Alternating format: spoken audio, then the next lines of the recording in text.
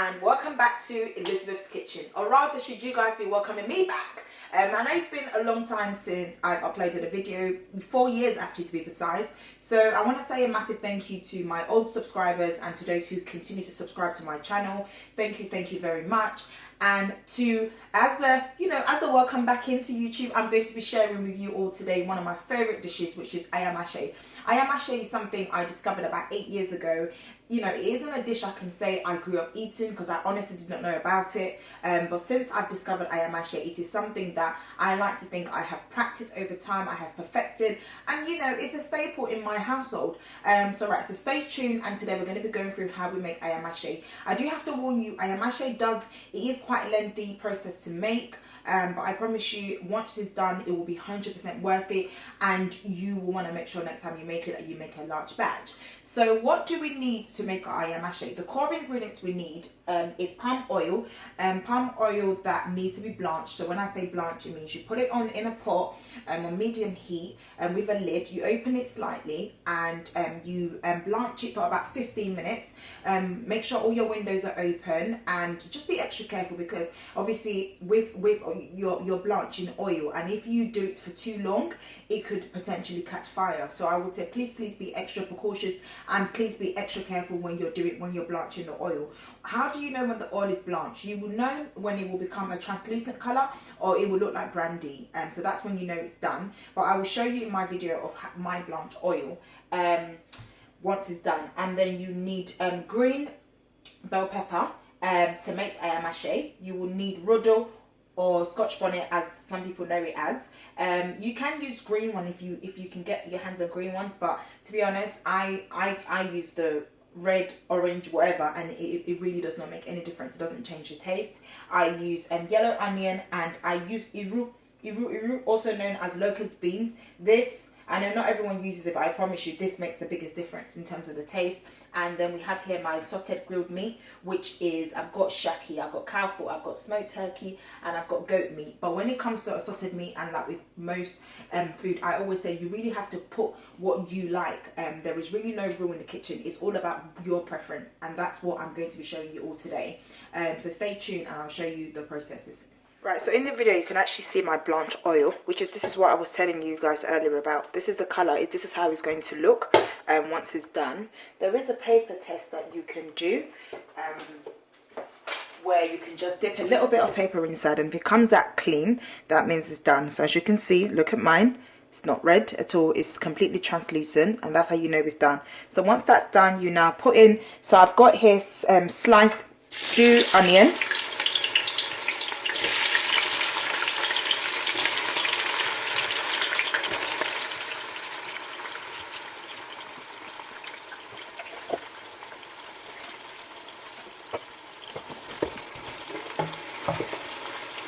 So what I want to do, I want this onion to be completely translucent. So it'll be like, almost like a brown, it will be fried brown in colour. So whilst this is frying, I'm going to start the process of blending my Ayamase mixture. Right, so here I've got in total about 16 bell pepper. I've got 4 onion, and I have in here 25 rodo. And the reason that I have about 25, normally the way I work it out is I normally use double of my rodo, bell pepper, sorry. So for example, if you're using 10 bell pepper, then you should use double the amount of rodo, so you should use 20. But with this pepper, I buy peppers in boxes, and this one is very hot. So for that reason today I'm not using 30, but I am going to be using 25. Yes people, I said 25. So I'm going to use my food processor.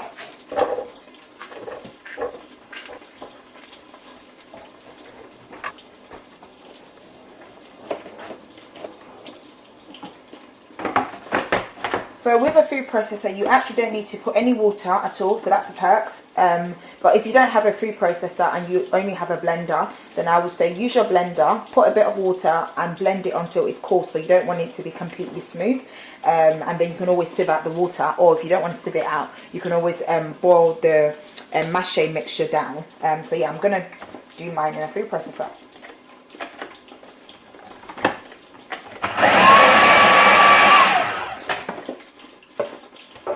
as you can see here, so this is my blended, or my food processor chopped up my peppers for me, and there. So I don't need to boil it down. There's actually no water. There's a little bit, but it's not really water. It's just the natural liquid from the peppers. So I'm going to blend the rest, and then I'll show you the next thing. So as you can see, the onion was frying the whole time I was blending my Ayamase mixture.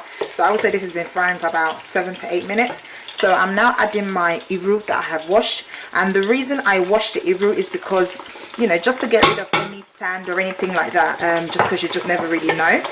So just wash it to get rid of any outside sort of dirt or anything. So I'm going to leave this to fry for about a minute, and the reason you put the iru inside before you add the mixture is for the oil to really infuse into for the iru to infuse.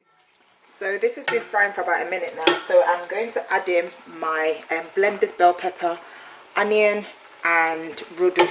As you can see, there's not that much water. I actually used the sieve still to take some water out, to take some of the liquid out, and that's how much liquid was inside, even though I did not add any water whatsoever. So just to show you different ways to get around pot boiling the mixture.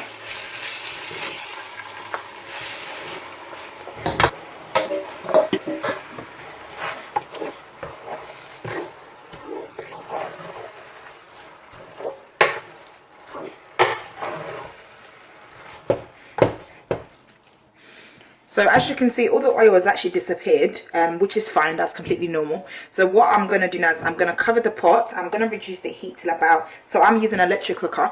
So I'm going to reduce my electric cooker. It was on 9. I'm going to put it to about 7 or 6. And the reason for that is I want it to fry, but I don't want it to burn at the same time. So I'm going to cover it with my pot lid, and then I'm going to check on it in about 10 minutes time.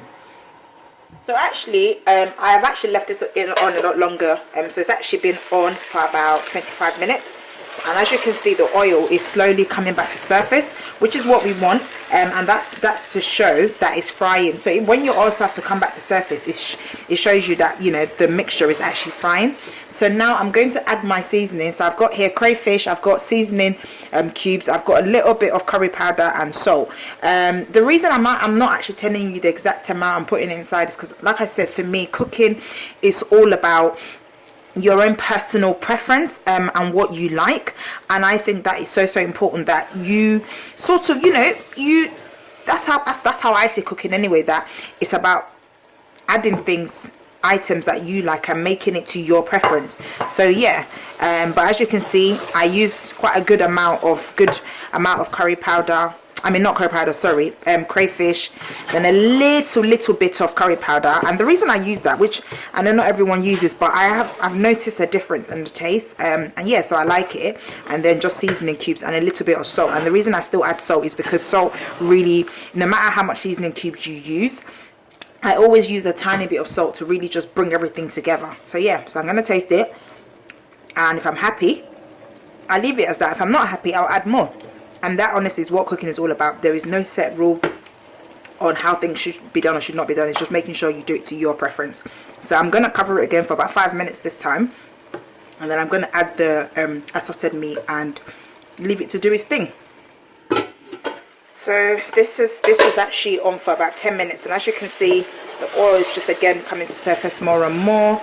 It's getting darker. So I'm now going to add my grilled assorted meat that I showed you guys earlier. And the reason I actually grill mine rather than frying it in the oil first is because it gets rid of excess oil. Not that, you know, in this recipe there's a lot of oil anyway, but it gets rid of excess oil, it dries it out, and then it then enables all the juice and the liquid to really penetrate into the meat. So as you can see, plenty meat. So mix it together, and again,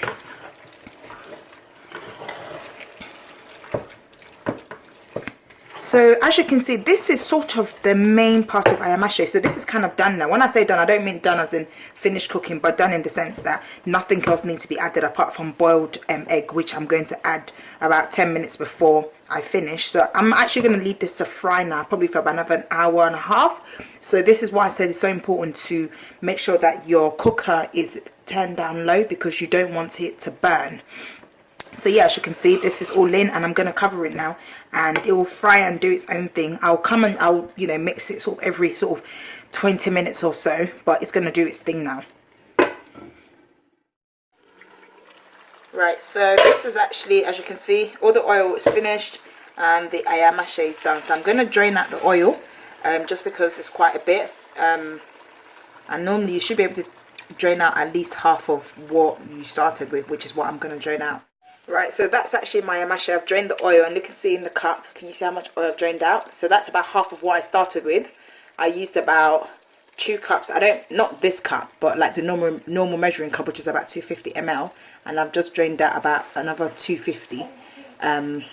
Yeah, just to show you. So, and the reason I will use so much oil is because the oil helps the frying process. Without the oil, we'll just be stewing rather than frying. And the egg has immersed the same color as the ayamase, and it is done.